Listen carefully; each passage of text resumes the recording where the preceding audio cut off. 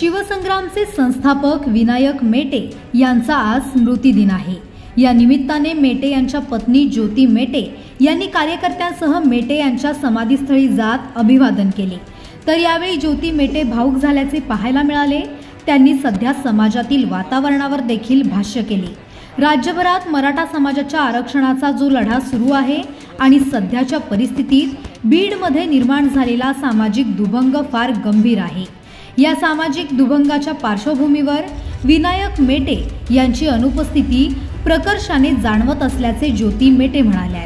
विनायक मेटे हे एक असे नेते होते ज्यांनी एका समाजासाठी लढत असताना दुसऱ्या समाजावर अन्याय होणार नाही किंवा तो आपल्यापासून दुरावला जाणार नाही याची काळजी घेतल्याचे त्या म्हणाल्या आहेत। अरबी समुद्रातील छत्रपती शिवाजी महाराज यांच्या स्मारकाचे देशाचे पंतप्रधान नरेंद्र मोदी यांच्या हस्ते जलपूजन होऊन देखील आजपर्यंत या कामाला गती मिळाली नाही।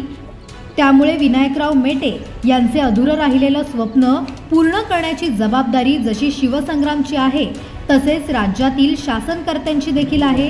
हे काम पूर्णत्वास नेऊन विनायकराव मेटे यांना वेगळ्या प्रकारची श्रद्धांजली द्यावी असे त्या म्हणाल्या आहेत।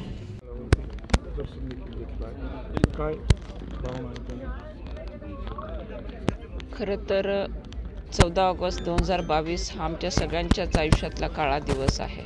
म्हणजे स्वातंत्र्य दिनाच्या पूर्वसंध्येला साहेब मराठा आरक्षणाविषयक बैठकीला मुंबईस जात असताना हा दुर्दैवी अपघात झाला आणि साहेबांना काळाने आमच्यापासून हिरावून नेलं।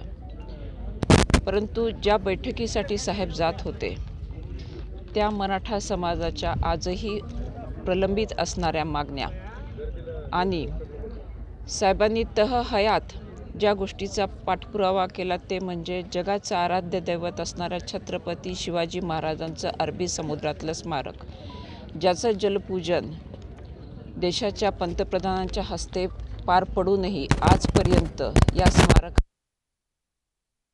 नाही। त्यामुळे साहेबांचं अधुरं स्वप्न पूर्ण करण्याची जबाबदारी जशी शिवसंग्रामची आहे तशीच या राज्यातील शासनकर्त्यांची आहे। त्यामुळे ही मागणी लवकरात लवकर पूर्णत्वास नेऊन साहेबांना एका वेगळ्या प्रकारे श्रद्धांजली अर्पण करण्यात यावी असं आमचं मत आहे।